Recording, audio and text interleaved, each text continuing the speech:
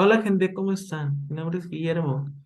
El día de hoy quiero explicarles sobre el ciclo de Krebs. El ciclo de Krebs, antes que nada, como una introducción, es la parte en la cual desde la glucólisis se obtienen dos moléculas de piruvato.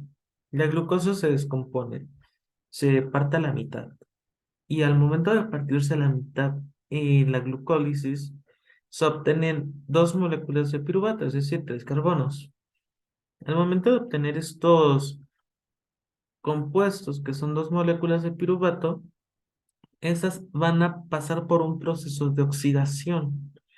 En este proceso de oxidación, pues les explico, empieza el ciclo de Krebs, el cual es un ciclo, se puede ver de una forma redonda, ahorita lo vamos a ver.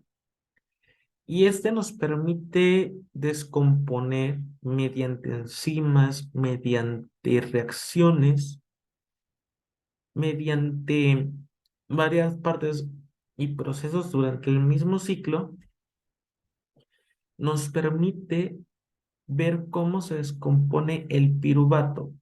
Al final vamos a ver qué es lo que vamos a obtener. Eh, Como tal, tenemos ATP.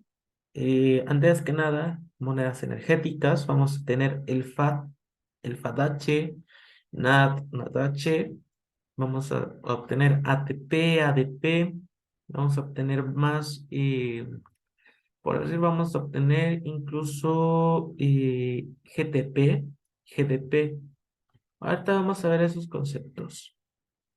Pero ante nada, eso es lo más importante que necesitan saber. Luego de la glucólisis y del ciclo de Krebs, vamos a obtener otro proceso, la cadena transportadora de electrones. Este video que estoy haciendo es porque ya estamos realizando en procesos el video de la glucólisis, el video de la cadena transportadora de electrones. Son temas bastante sencillos, pero y necesito que por favor presten atención. Bueno, sin nada más que decir por ahorita, vamos a empezar a proyectar pantalla. Y que,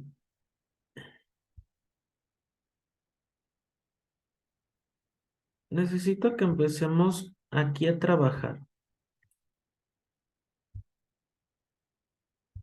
Mm,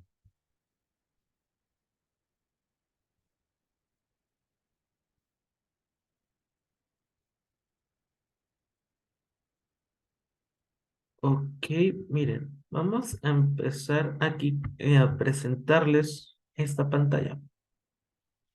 Todo lo que están viendo es una presentación sobre el ciclo de Krebs que acabo de realizar. Es un tema complejo y por eso mismo necesito tratarle atención. Vamos a empezar.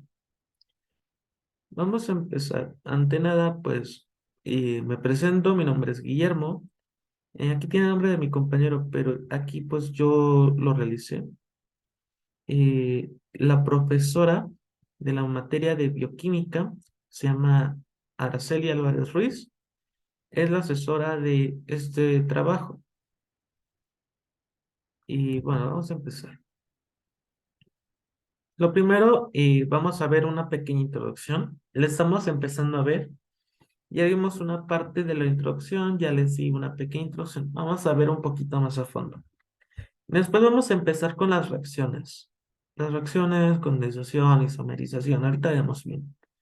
Después el proceso y explicación. En el proceso entran reacciones y acciones enzimáticas. También vienen deshidrataciones, vienen hidrataciones, deshidrogenación y vienen otros más. Explicación de enzimas. Las enzimas, para empezar aquí como otra parte de la introducción, son moléculas, son proteínas, son carbohidratos. Las moléculas que catalizan, es decir, Acuérdense que existen dos términos, anabolismo, catabolismo. El anabolismo se encarga de aumentar la parte de la masa de las moléculas, las hace más grandes, mientras que el catabolismo las disminuye. Tenemos que tener esos conceptos importantes porque las enzimas van a catalizar eh, a las sustancias que vamos a ir obteniendo. Nos van a ayudar a catalizar. Y por último, algunas conclusiones. Bueno, aquí les voy a dar la introducción. Primero, definición. Como ya les había dicho, las enzimas son proteínas complejas que producen un cambio químico específicamente en todas las partes de un cuerpo. Pueden descomponer alimentos que consumimos para que el cuerpo lo pueda usar. Es como les decía, en el cuerpo humano, cuando nosotros consumimos alimentos, en nuestros intestinos empieza una acción enzimática, la cual trata de traer todos los nutrientes, lípidos, grasas, carbohidratos, vitaminas, minerales, todo lo que se consume, las enzimas lo digieren y ellos obtienen los nutrientes. Entonces, por decir, dicen, no, es que nosotros vamos a tomar lo bueno y vamos a desechar lo malo. Lo desechamos en forma de excremento en el caso de nosotros como seres complejos. Esto lo vamos a ver de forma microcelular, de una forma más pequeña, dentro de un ratito más. Otra cosa, y otra parte, la coagulación de la sangre es otro ejemplo del trabajo de las enzimas. ¿Qué pasa con la coagulación? Cuando nosotros estamos consumiendo veneno o algún tipo de, cuando nos pica un insecto, por decir aquí en mi estado, que es Michoacán, nos pica un alacrán. El alacrán tiene un veneno en su aguijón. En ese aguijón te pica y empieza un proceso de coagulación. Las enzimas tratan de proteger la sangre, pero no pueden porque el veneno es mucho más fuerte. Entonces empiezan a coagular. Para eso necesitamos un antídoto para que deje ese proceso, pues deje de estar funcionando. Y luego, al momento de aplicarse alguna vacuna, algún antídoto, las enzimas empiezan a efectuar un cambio en el cual vuelve la sangre a ser líquida. Como tal, el veneno de los animales ponzoñosos tienen el propósito de coagular. Por esas razones que son tan peligrosos y es otra parte biológica que debemos ver, pero eso quedaría para otro video. Bueno, después tenemos de las reacciones. Las reacciones químicas suceden cuando se rompen o se forman enlaces químicos entre otros átomos. Aquí quiero hablarles un poquito sobre la ley de Lavoisier, la cual dice que la materia no se crea ni se destruye, pero sí se transforma. Esta ley es el postulado de la química, es el más importante de todos. Literalmente con este postulado de Antonio de Lavoisier, con ese postulado se da como nombre al padre de la química, se da como la primer parte de la química que nosotros podemos entender. Entonces, bueno, teniendo esto en cuenta, por decir, supongamos una reacción de óxido-reducción. Vamos a poder el ejemplo del fierro con oxígeno. Supongamos que tenemos fierro y oxígeno. El fierro puede trabajar ay, tengo entendido que era el átomo 3, número de oxidación 3, y el oxígeno siempre trabaja con más 2. Entonces, supongamos, en este caso vamos a colocar P, P3 o 2. Estamos, estamos obteniendo un compuesto oxidativo el cual es el Fe3O2, el cual es óxido de fierro, pero ese es fierro 3. El Fe2O3, perdón, me equivoqué. Pero bueno, entonces pues tenemos reactivos, bueno, primero tenemos reactantes y después ya son los reactivos. Y bueno, no, reactivos o reactantes y productos. Después de esto vamos a obtener lo siguiente. Pasamos de diapositiva. Ok, espérenme tantito. ¿Qué pasó? Oh, espérenme. Ah, computadora loca.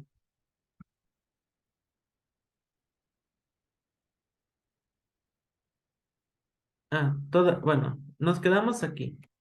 Y como siguiente tenemos algunas definiciones. Entre esas definiciones están monedas energéticas, piruvato, mitocondria. Las monedas energéticas son todas aquellas encargadas ahora sí que, pues,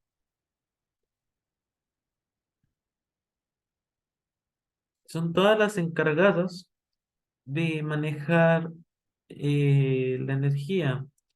Son todas aquellas que nosotros le damos un valor energético. Por decir, el ATP, el ADP, el, el GDA, el GDT, eh, el GTP. Ahorita vemos eso. Después tenemos el piruvato.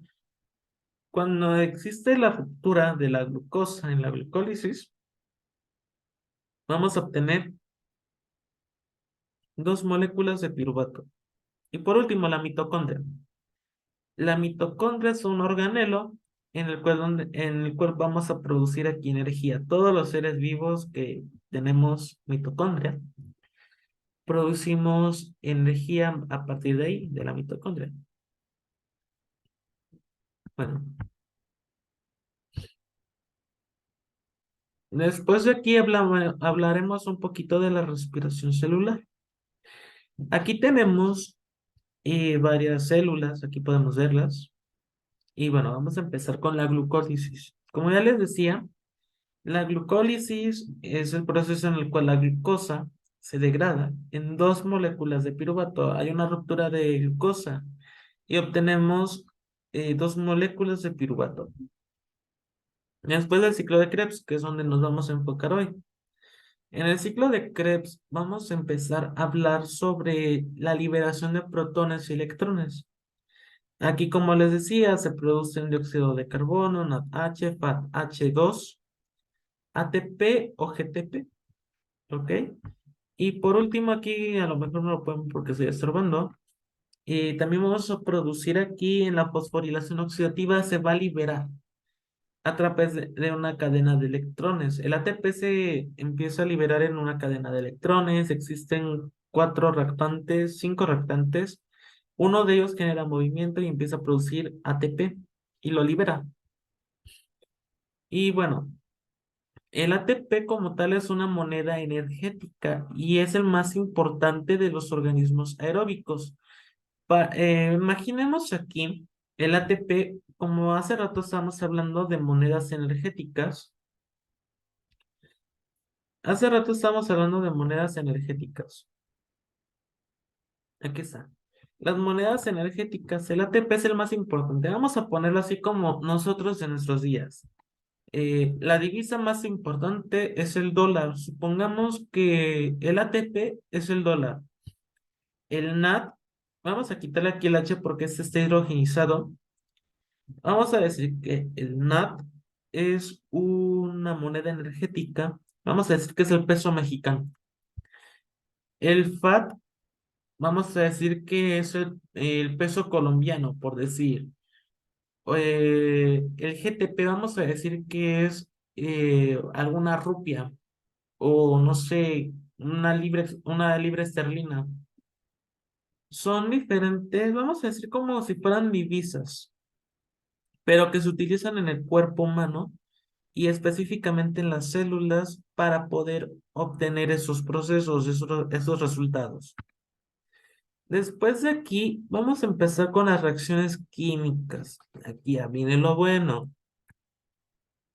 Digamos, de aquí empieza como que lo bueno. Y vamos a empezar a hablar sobre la condensación. La condensación sabemos que es cuando un gas, vamos a poner el ejemplo del ciclo del agua, que se forma una nube y al momento de que pues está evaporándose, supongamos, ese es el mar, se evapora. Eso es la condensación. La deshidratación, aquí comentan que es el intercambio osmótico desde un líquido, desde la región extracelular a la región intracelular. En general es la falta de agua. Se quita el agua, se elimina el H2O. La isomerización literalmente es lo mismo que hablar de la hidratación. Una molécula es transformada en otra, posee los mismos átomos, pero dispuestos de forma distinta. Específicamente la isomerización es lo mismo que la hidratación. Es decir, se le agrega una molécula de H2O. Después tenemos la descarboxilación oxidativa. Ese es un proceso de oxidación en el cual removemos un grupo carboxilo. Y después aquí tenemos la fosforilación a nivel de sustrato. Cuando producimos ATP a partir del ADP, es decir, que tenemos aquí una molécula de ADP, es decir, adenosín difosfato, es decir, que hay dos grupos fosfatos. Por una transferencia directa de un grupo fosfato de alta energía de un compuesto metabólico intermedio fosforilado en una vía catabólica exergónica, es decir, que está fuera. Entonces, literalmente aquí se basa a un sustrato. ¿Qué pasa? Eh, Cuando existen enzimas, las enzimas, supongamos que son esta mano, se dividen en dos, se dividen en el sustrato y en en la parte blanda que es donde van a cubrir al sustrato. Supongamos que este es mi sustrato, el sustrato va a cubrir acá la parte blanda. Y entonces hay una unión. Y en esta unión es lo que se refiere. La parte esta, que es el sustrato, es donde va a ocurrir esta fosforilación, es decir, la producción del ATP a partir de ADP. Y por último tenemos la deshidrogenación, que es la pérdida de átomos de hidrógeno. Normalmente se pierden dos átomos de hidrógeno. Y aparte se pierden tanto electrones como protones. Después de aquí vamos a empezar a hablar del ciclo de Krebs. Ahora sí, ya tiene lo verdaderamente hermoso. Y les digo que es un tema muy lindo. La verdad me encanta mucho. Vamos a empezar. Vamos a poner ahora por acá abajo, en la mera esquina de aquí de la pantalla. Bueno, primero, vamos a estar aquí. Vamos a enfocarnos aquí en el acetil-CoA.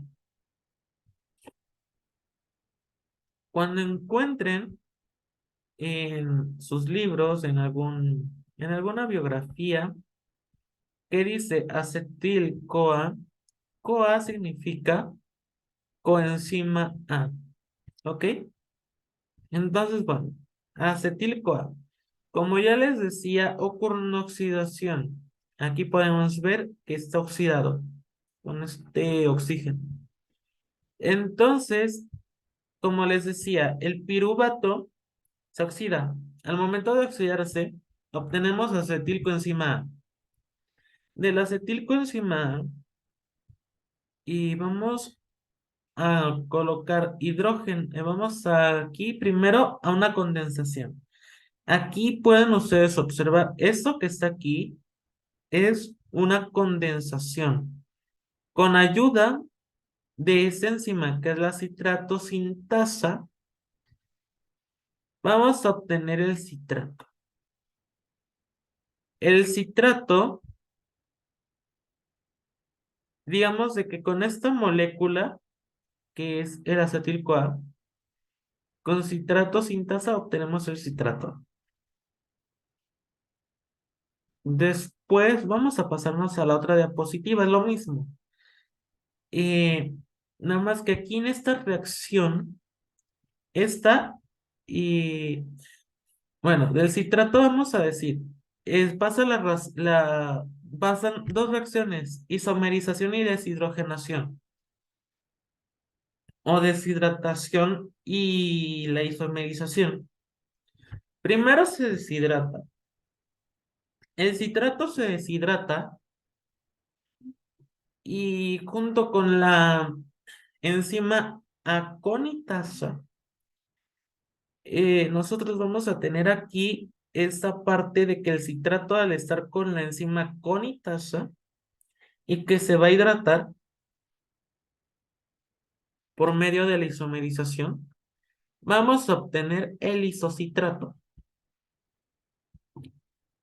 Bueno, aquí vienen tres procesos en la siguiente. Tenemos aquí la el isocitrato. Después de aquí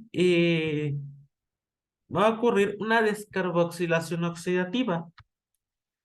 Bueno, primero, antes que nada, aquí tenemos NADH, NAD, tenemos aquí NAD positiva, aquí lo están marcando como un ion.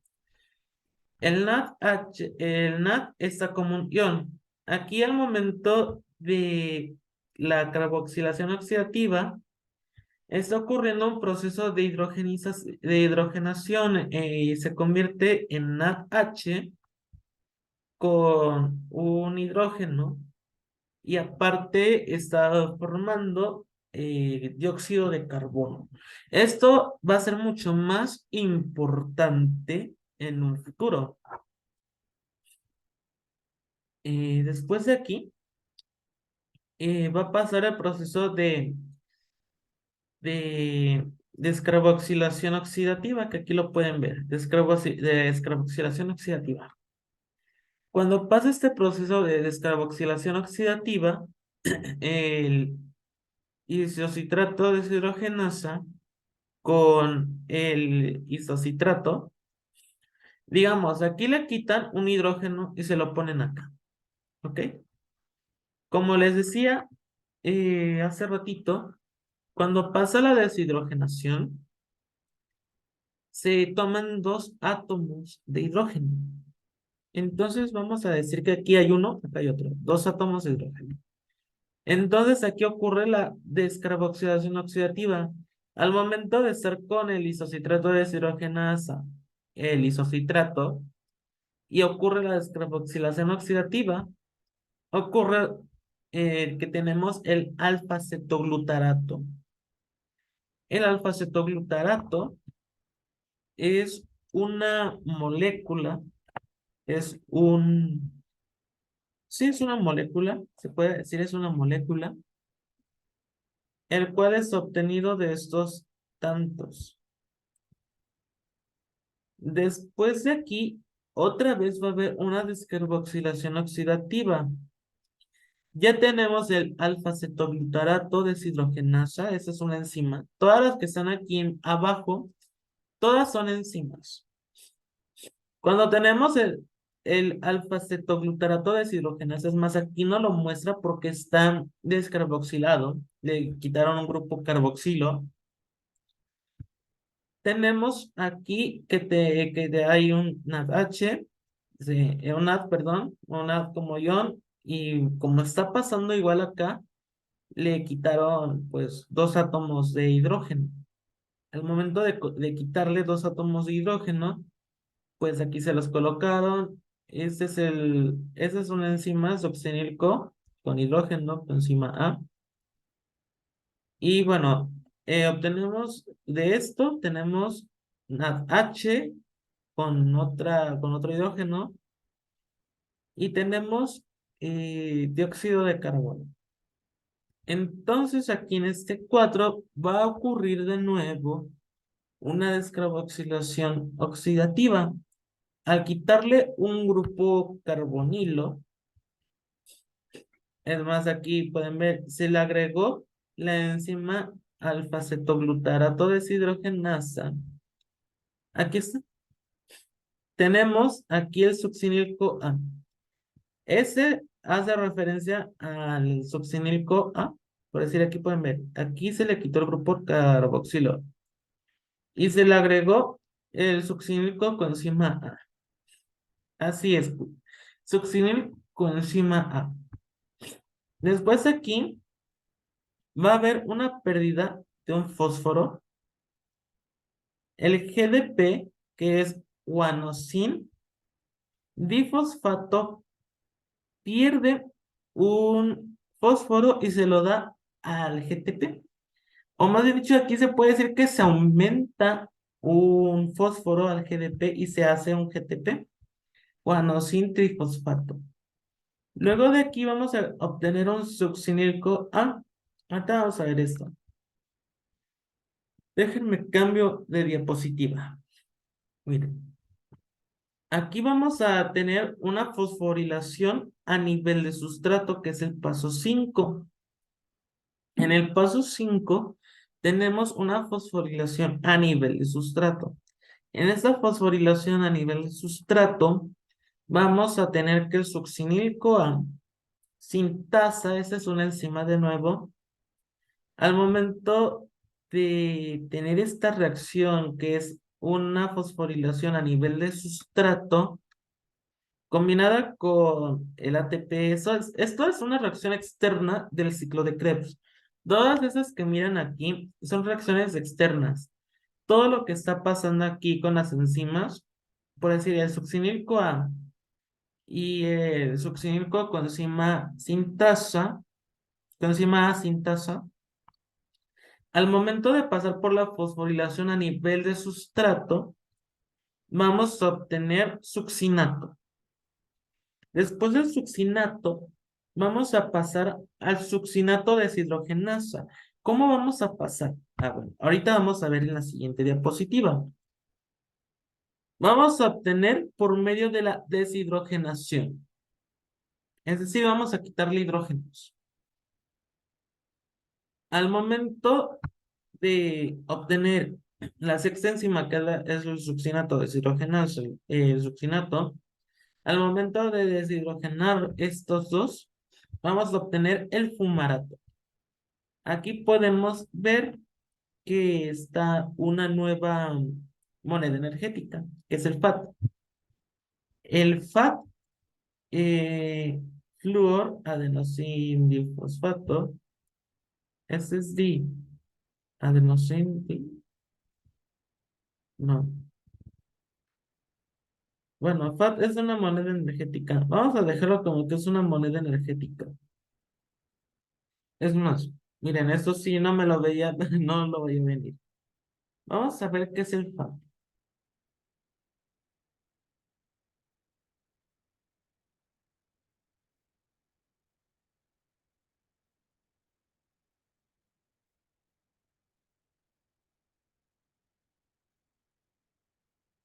Bueno, el FAT me está diciendo que es flavina adenina dinucleótido. Una disculpa, perdón. Y el FAT se vuelve FAT-H2, como les decía hace rato. Les decía que esas son monedas energéticas.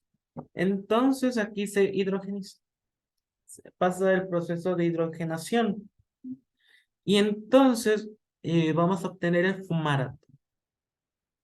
Después del fumarato, vamos a añadir una molécula de 4 carbonos al fumarato. Lo convierte en malato. Esto por medio de la hidrogenación. Miren, en este caso pueden observar aquí, está el H2O, una molécula de agua. Al momento de que pasa por aquí, el fumarato y la fumarasa se hidratan, pasa a malato. Es más, pueden ver aquí, el OH normalmente se manifiesta como un ácido. Entonces, bueno, después del malato, vamos a ver la última de las reacciones. En este último paso, el ciclo del ácido cítrico, se regenera el oxalacetato. Y bueno, aquí en ese proceso, una molécula de NAD se reduce a NADH.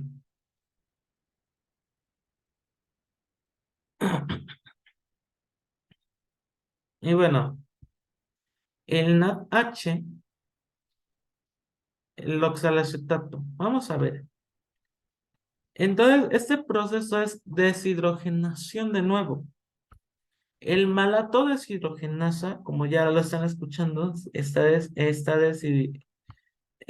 literalmente deshidrogenizando. Al momento de deshidrogenar el oxalacetato y el malato, deshidrogenasa, esa es otra enzima, volvemos a obtener acetilcoenzima A. Y como les dije, eso es un ciclo. Vuelve a pasar lo mismo, vuelve a pasar lo mismo. Digamos, en el oxalacetato vuelve a pasar de nuevo el acetilcoenzima A. Perdón.